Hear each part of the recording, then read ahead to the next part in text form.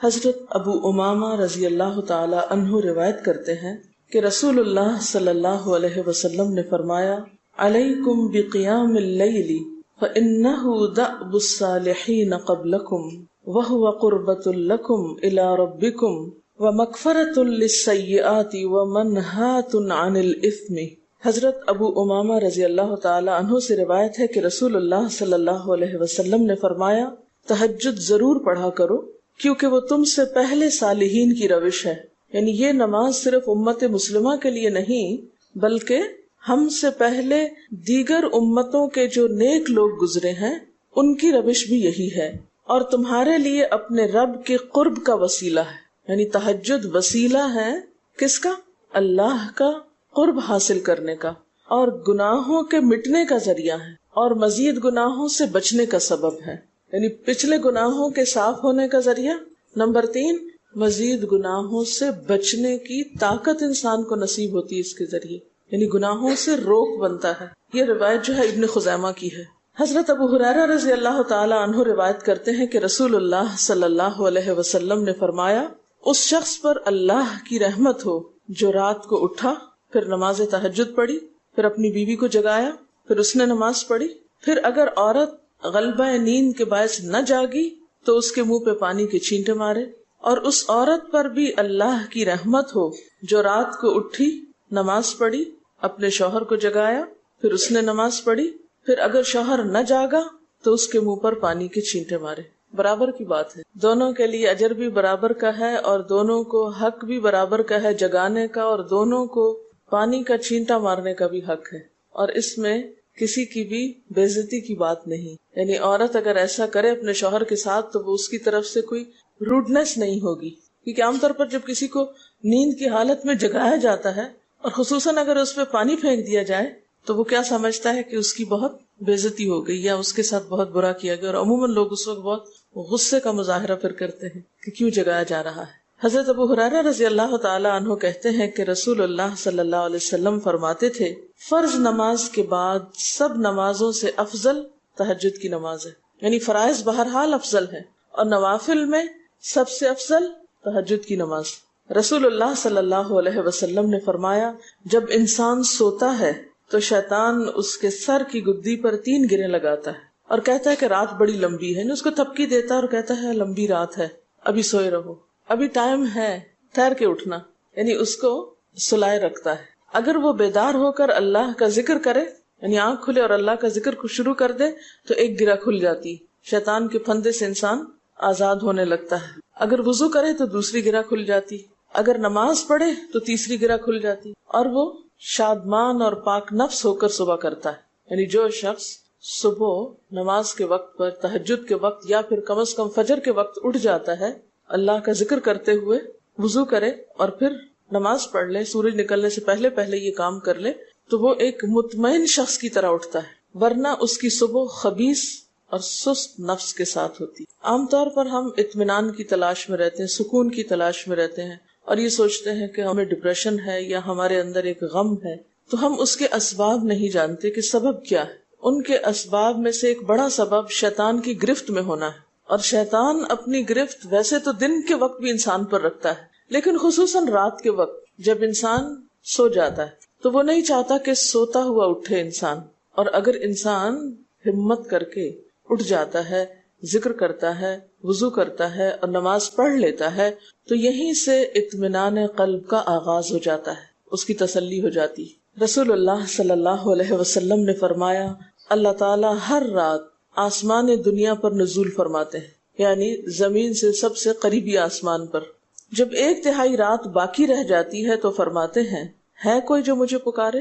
اس وقت اللہ تعالیٰ بندوں کو پکارتے ہیں، ہے کوئی جو مجھے پکارے میں اس کی دعا قبول کروں؟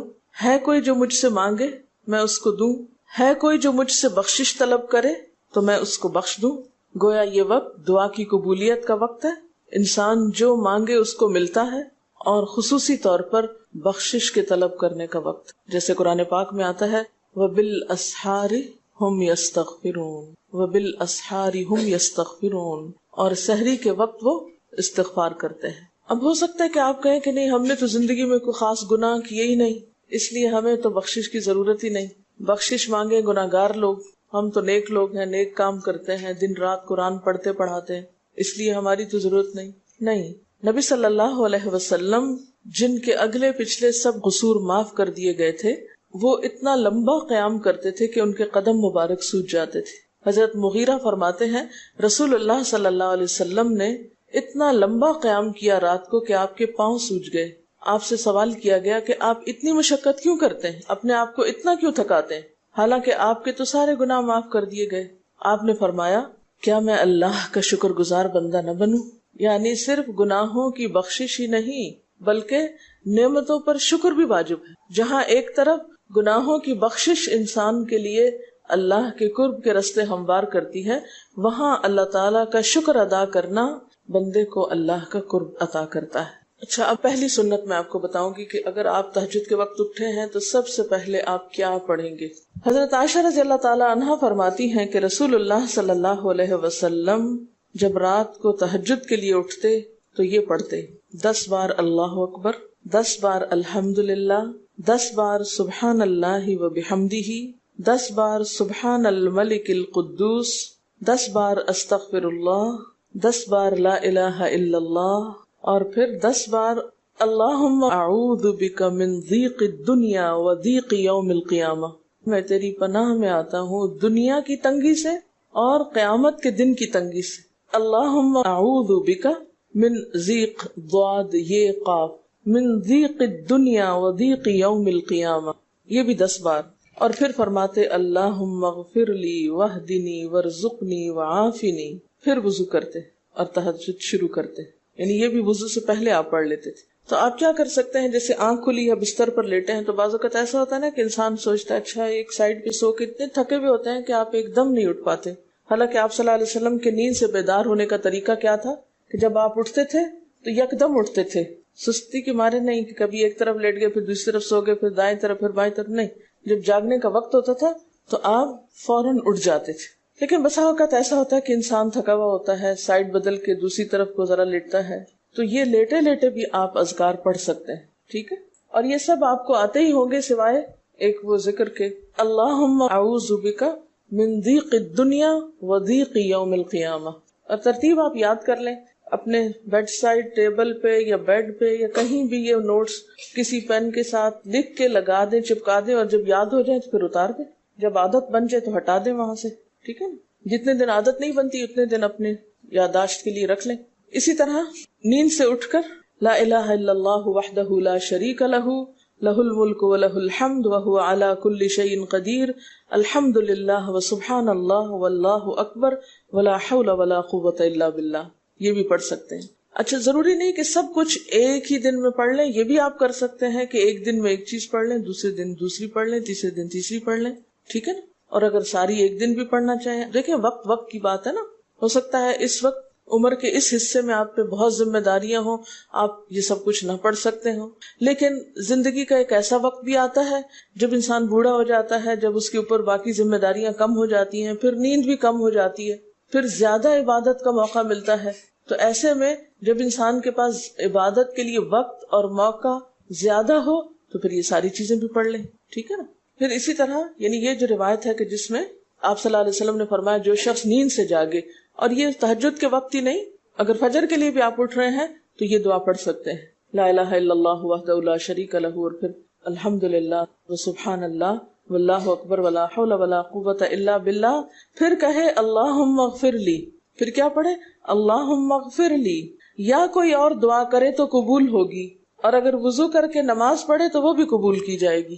صبح اٹھتے ہی اللہ کی تعریف، اور آپ کو معلوم ہے کہ یہ جو چوتھا کلمہ ہے نا لا الہ الا اللہ وحدہ، اس کو دعا بھی کہا گیا، حالانکہ اس میں صرف اللہ تعالیٰ کی حمد و ثنا ہے، اور یہ یوم عرفہ کی دعا ہے۔ حدیث میں آتا ہے کہ مجھے اور مجھ سے پہلے انبیاء کو اس دن کی جو بہترین دعا سکھائی گئی یعنی یوم عرفہ کی دعا وہ لا الہ الا اللہ وحدہ لا شریک لہ، حالانکہ اس میں مانگنے کی تو کوئی چیز ہی نہیں، صرف اللہ کی حمد و ثنا ہے۔ جیسے حضرت ایوب علیہ السلام نے کہا تھا انی مسنی الضر وانت ارحم الراحمین، مانگا کچھ نہیں، انت ارحم الراحمین، انت ارحم الراحمین۔ اللہ تعالیٰ کی تعریف کر کے اللہ تعالیٰ کے نام کے ساتھ اس کو اگر انسان پکار لیتا ہے تو یہ بھی اس کے لیے بہت کافی۔ ایک اور روایت میں آتا ہے رسول اللہ صلی اللہ علیہ وسلم جب تہجد کے لیے اٹھتے یعنی آپ ایک مرتبہ اٹھے، یعنی جو صحابی روایت کرتے ہیں، تو آپ نے بیٹھنے کے بعد آسمان کی طرف نظر کر کے سورۃ آل عمران کی آخری 11 آیات 190 سے لے کر 200 تک 11 آیتیں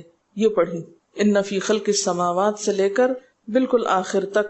یعنی ضروری نہیں کہ کھڑے ہو کر آپ آسمان کی طرف دیکھیں، آپ اٹھے ہیں، چارپائی پہ بیٹھے ہوئے ہیں، ابھی وضو کے لیے نہیں گئے، بیٹھ کے آسمان کی طرف دیکھ کے پڑھ کے پھر اٹھ سکتے ہیں. اب اس میں آپ دیکھیں نا کہ انسانی نفس کی بھی ایک رعایت ہو جاتی ہے. لیٹے لیٹے آپ نے ایک ذکر پڑھ لیا، بیٹھ کے آپ نے دوسرا پڑھ لیا، پھر آپ وضو کو چلے گئے، تو اس میں وہ جو ایک طبیعت کی کسل مندی ہوتی ہے وہ بھی ساتھ ساتھ اللہ کے ذکر سے دور ہوتی جاتی ہے، اور ایک سٹیپ کے بعد دوسرا سٹیپ لینا بھی آسان ہو جاتا ہے. اچھا، اس میں آپ دیکھیں حکمت کیا ہے کہ آپ صلی اللہ علیہ وسلم نے کیا فرمایا کہ آسمان کی طرف دیکھ کے پڑھا جائے تاکہ اچھی طرح آنکھیں کھل جائیں.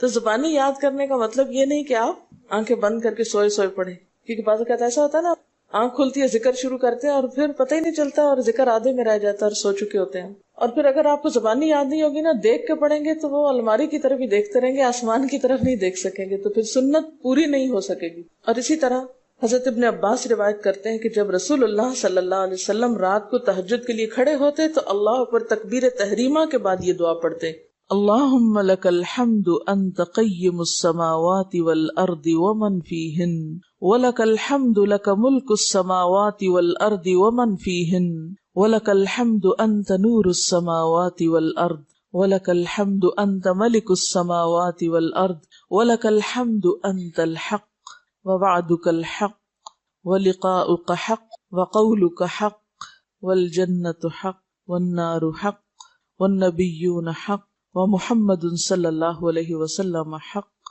والساعة حق اللهم لك أسلمت وبك آمنت وعليك توكلت وإليك أنبت وبك خاصمت وإليك حاكمت فاغفر لي ما قدمت وما أخرت وما أسررت وما أعلنت أنت المقدم وأنت المؤخر لا إله إلا أنت. الہی تیرے ہی لیے ہے ساری تعریف، زمین و آسمان اور جو کچھ ان میں ہے سب کو تو ہی قائم رکھنے والا ہے. تیرے ہی لیے ہے ساری تعریف، زمین و آسمان اور جو کچھ ان میں ہے سب کی بادشاہی تیرے ہی لیے ہے.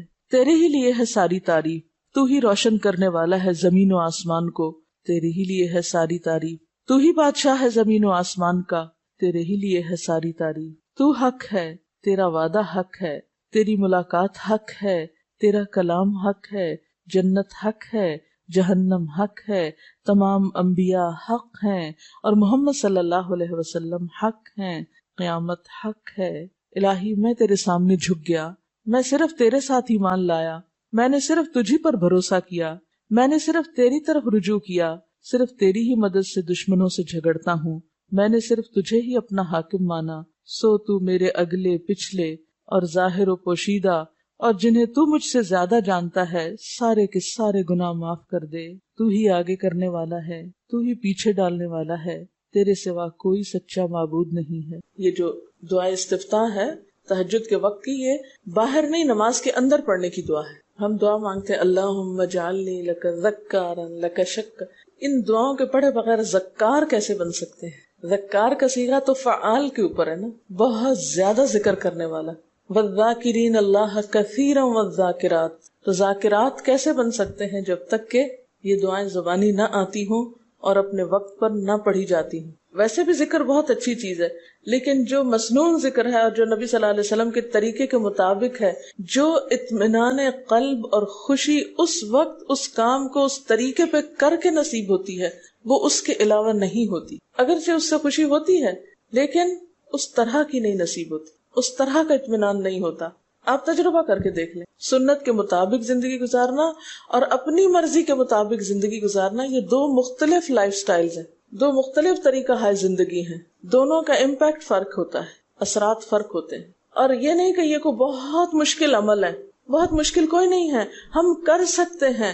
لیکن بات یہ ہے کہ ہم کرنے کی کوشش کریں، ارادہ تو کریں. پہلے تو آپ اپنے آپ سے یہ پوچھیں ارادہ بھی کیا کہ نہیں، کیونکہ اگر ارادہ ہو گیا نا تو کام بھی ہو جائے گا.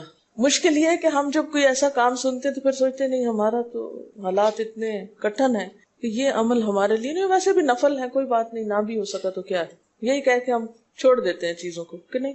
لیکن میں سمجھتی ہوں کہ جو عمر آپ بچیوں کی خاص طور پر اس وقت اس عمر کو غنیمت سمجھے اور اس میں آپ نے جو کچھ اب یاد کر لیا، عادت ڈال لی، وہ اگلی زندگی میں شدید مصروفیت کے باوجود بالکل عادت ثانیہ ہو جائے گی، ایک روٹین ہو جائے گی اور آپ کو مشکل نہیں ہوگی. لیکن اگر اب نہیں عادتیں ڈالی، کل کو یا نئے سرے سے عادت ڈالنا بہت مشکل ہوگا. سنت مشکل نہیں ہے، صرف یہ ہے کہ ارادے، نیت اور پھر کوشش کی ضرورت ہے. کر لیں گے تو ہو بھی جائے گا، آخر کرنے والے کرتے ہیں. لیکن جب پہلے ہی سے سوچ لیتے نہیں بڑا مشکل، تو اللہ والے کرتے ہیں اور وہ تو نیک لوگوں کا کام ہے. ہم تو نہ اللہ والے ہیں اور نہ ہی نیک ہیں، تو کیوں نہیں ہے، ہو جائے.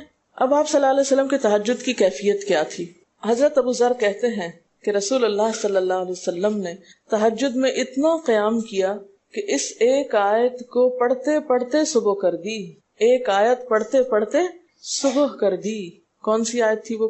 ان تعذبہم فانہم عبادک وان تغفر لہم فانک انت العزیز الحکیم. ایک آیت کو اتنی دفعہ پڑھا اور پڑھتے رہے اور پڑھتے رہے اور پڑھتے رہے، اسی میں صبح ہو گئی.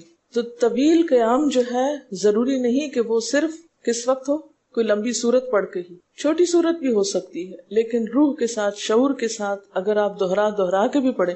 مثال کے طور پہ آپ نے کوئی سورت یاد کر لی ہے اور آپ پڑھنے کھڑے ہوئے ہیں اور آپ کو صحیح طرح آتی نہیں ہے، یا آتی ہے تو اتنی تیز نہیں آتی، بہت رٹی ہوئی نہیں ہے، تو کوئی بات نہیں.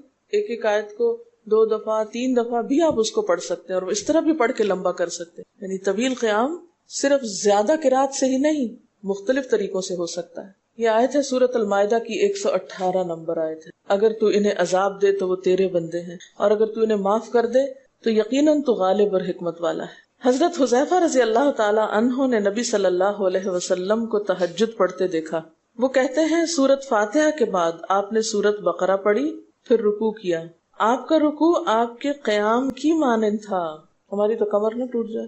کر کے تو ذرا دیکھیں. میں نے زندگی میں پہلی دفعہ رمضان میں طویل رکوع اور سجدے کا موقع ملا. اس سے پہلے تو اس طرح کا سچ پوچھے کانسیپٹ بھی کوئی نہیں تھا، کیونکہ بہت سی چیزیں جب ہم پڑھتے ہیں تو ہم کہتے ہیں ہاں یہ نبی صلی اللہ علیہ وسلم کے لیے ہے، یہ تو آپ کی شان ہے اور آپ کا مقام ہے.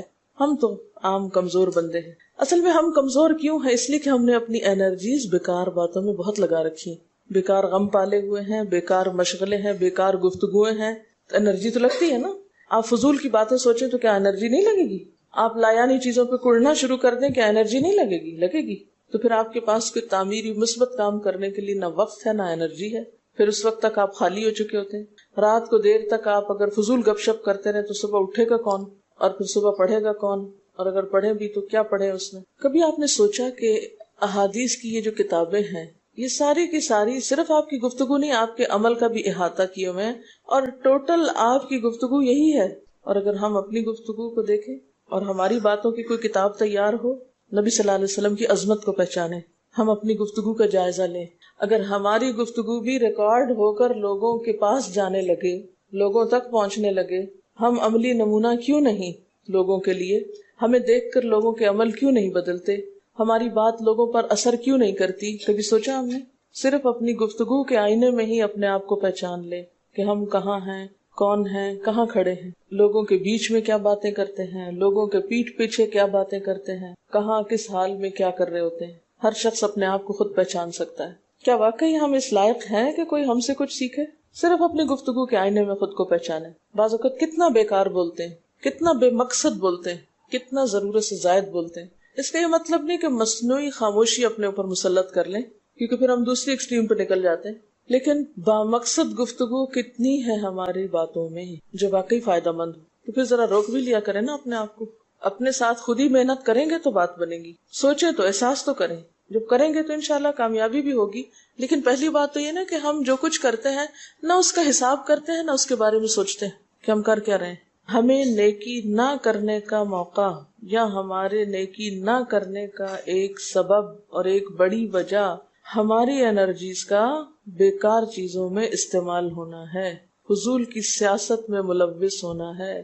اپنی ذمہ داریوں کا ہمیں ہوش نہیں ہوتا، دوسروں کے کاموں میں مداخلت خوب سوچتی ہے. خود کیا کر رہے ہیں اس کا کچھ پتہ نہیں، دوسرے کیا کر رہے ہیں اس سے بہت دلچسپی، یا کیا نہیں کر رہے. بہت سے لوگ، بہت سی خواتین کمر درد کی شکایت کرتے، اور اس کی ایک بڑی وجہ نمبر 1 رکوع کا صحیح پوزیشن پہ نہ ہونا ہے، اور نمبر 2 اس پوزیشن پہ کوئی ایکسرسائز نہیں ہماری ہوتی.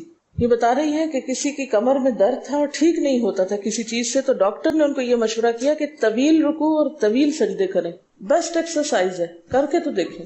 اور اس میں آپ دیکھیں کہ صحیح پوزیشن پہ لائیں، بالکل اسٹریٹ رکھیں گردن اور کمر کو، پیٹھ اور گردن ایک لائن میں آنی چاہیے۔ بہت سے لوگ یوں ٹیڑھی کرتے ہیں، یوں کر کے بس کرتے ہیں، یہ غلط پوزیشن ہے، اس سے تو اور بیمار ہو سکتے ہیں۔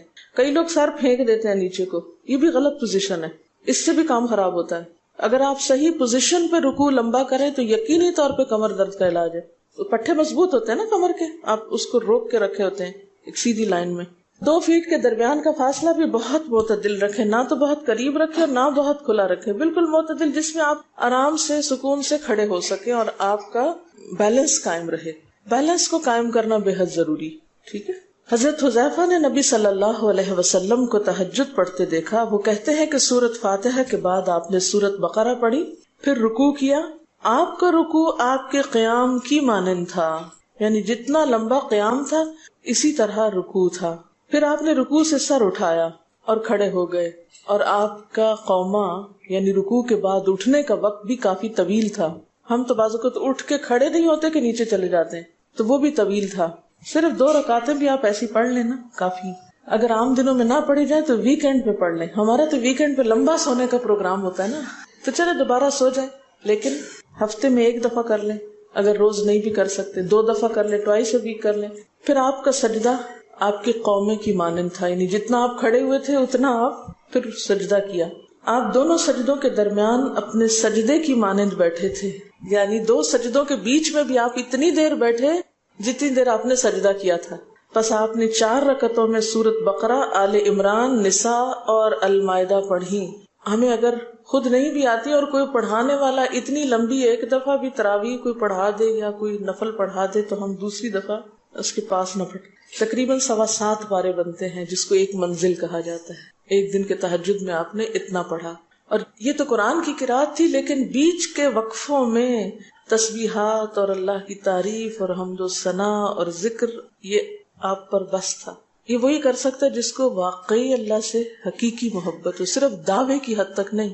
میں کہتی ہوں چلے روزانہ نہ صحیح، ہفتے میں 1 بار، ہفتے میں نہیں، مہینے میں 1 بار، مہینے میں نہیں تو سال میں، رمضان میں، کسی موقع پر کچھ تو اللہ سے تعلق آئے، کچھ تو قرب پائیں۔ ہر شخص کے بس میں نہیں کہ ہر روز ایسی عبادت کرے، کیونکہ اللہ کے رسول صلی اللہ علیہ وسلم کا بہرحال مقام کچھ اور تھا، لیکن کچھ شوق، کچھ حسرت، کچھ تو دل میں ہونا ہی چاہیے، کوئی نیت، کوئی ارادہ، کوئی عزم، اور پھر اس کے لیے کوشش۔ تو وقت بچے گا کچھ آپ کے پاس فالتو باتوں کے لیے، فضول چیزوں کے لیے، کچھ سوچنے کے لیے، ٹینشن کے لیے بچے گا کچھ؟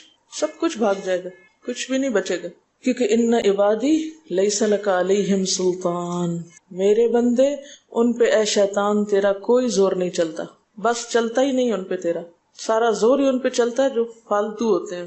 فالتو ذہن جو ہوتا ہے وہ شیطان کا گھر ہوتا ہے۔ حضرت حذیفہ بیان کرتے ہیں کہ میں ایک رات آپ صلی اللہ علیہ وسلم کے ساتھ نفلی نماز میں شریک ہو گیا، آپ نے سورۃ بقرہ شروع کر دی، میں نے سوچا کہ آپ 100 آیات پڑھ کر رکوع میں چلے جائیں گے، مگر آپ پڑھتے گئے۔ میں نے خیال کیا کہ سورۃ بقرہ کو 2 رکعتوں میں پڑھیں گے، لیکن آپ پڑھتے رہے۔ آپ نے سورۃ بقرہ ختم کر کے سورۃ نساء شروع کر دی، پھر ختم کر کے آل عمران پڑھنی شروع کر دی، اس کو بھی ختم کر دیا۔ آپ نہایت آہستگی سے پڑھتے جاتے تھے، جب ایسی آیت تلاوت کرتے جس میں سبحان اللہ کہنے کا حکم ہوتا ہے، جیسے سبح بحمد رب جیسے مثال کے طور پر، تو سبحان اللہ کہتے۔ اگر کچھ مانگنے کا ذکر ہوتا تو سوال کرتے، اگر پناہ مانگنے کا ذکر ہوتا تو اعوذ باللہ پڑھتے۔ اس حدیث سے یہ بھی پتہ چلتا ہے کہ سورتوں کی ترتیب ضروری نہیں، کیونکہ آپ نے پہلے النساء پڑھی پھر آل عمران پڑھی۔ یہ جو ہر وقت لوگ پیچھا کیے رکھتے ہیں نا، بعض اوقات تو بہت ضد کرتے ہیں کہ آپ نے پہلی رکعت میں یہ پڑھائی تھی تو دوسری میں یہ کیوں پڑھا دی۔ یہ تو سنت میں ملتا ہے کہ پہلی رکعت طویل ہے دوسری کے مقابلے میں، لیکن یہ لازم نہیں کہ جو پہلی میں پڑھے اس کے بعد آگے والی صورتوں میں سے پڑھے، پیچھے والی بھی سے نہیں پڑھ سکتے۔ رسول اللہ صلی اللہ علیہ وسلم نے عبداللہ بن عمرو سے کہا، مجھے بتلایا گیا ہے کہ تم ساری رات نفل پڑھتے اور دن کو روزہ رکھتے ہو، اگر تم ایسا کرو گے تو تمہاری آنکھ کمزور اور طبیعت سست ہو جائے گی، یعنی ہر روز روزہ اور ہر رات جگراتا تمہاری جان اور تمہارے بال بچوں کا بھی تم پر حق ہے، اس لیے روزہ رکھو اور افطار بھی کرو اور رات کو قیام کرو اور سو بھی۔ یعنی ساری رات تہجد پڑھنا یا نفل پڑھنا پسندیدہ نہیں ہے، رات کو سونا بھی پسندیدہ ہے۔ ہمارے ہاں 27ویں رات کو پوری رات جاگنا لازم سمجھا جاتا ہے، تو نبی صلی اللہ علیہ وسلم سے کوئی رات بھی پوری کی پوری جاگنا ثابت نہیں، کیونکہ اگر انسان صرف جاگتا ہی جاگتا چلا جائے تو وہ آسان ہوتا ہے، ایک دفعہ سو کے پھر اٹھنا جو ہے نا وہ اصل میں نفس کا امتحان ہوتا ہے، وہ مشکل ہوتا ہے۔ اسی طرح نبی صلی اللہ علیہ وسلم 3 دن سے کم میں قرآن مجید ختم کرنا پسند نہیں فرماتے تھے۔ آپ نے حضرت عبداللہ بن عمرو سے فرمایا کہ 1 ماہ میں پورا کر لو۔ انہوں نے عرض کی میں اس سے زیادہ تلاوت کی طاقت رکھتا ہوں، تو فرمایا 20 دن میں کر لو۔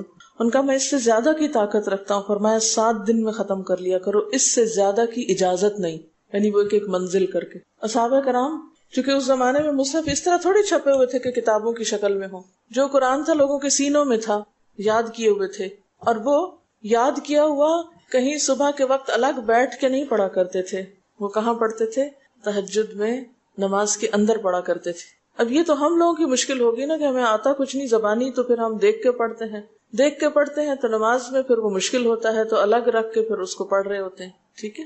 لیکن زیادہ بہترین پڑھنا نماز کے اندر کا پڑھنا ہے، اگرچہ دیکھ کے پڑھنے کی اس میں بھی اجازت ہے، لیکن ان کی چونکہ شدید ہرس تھی حضرت عبداللہ بن عمر کی، تو آپ نے ان کو 3 دن کی پھر اجازت دے دی تھی، اور آپ نے فرمایا کہ اس شخص کو قرآن کی کچھ سمجھ نہیں ہو سکتی جو 3 سے بھی کم دن میں قرآن پڑھے۔ نبی صلی اللہ علیہ وسلم نے فرمایا جو شخص رات کے نوافل میں 200 آیات تلاوت کرتا ہے وہ اطاعت گزار مخلص لوگوں میں شمار ہوتا ہے۔ انہ من عبادنا المخلصین، وہ آتا ہے نا قرآن پاک میں انبیاء کی صفت میں سے۔ تو جو شخص رات کو نماز میں یعنی نفل میں 200 آیات تک تلاوت کرتا ہے وہ اطاعت گزار مخلص بندوں میں شمار ہوتا ہے۔ اور سنن دارمی میں واضح طور پر آتا ہے کہ نبی صلی اللہ علیہ وسلم ساری رات نوافل نہیں پڑھا کرتے تھے،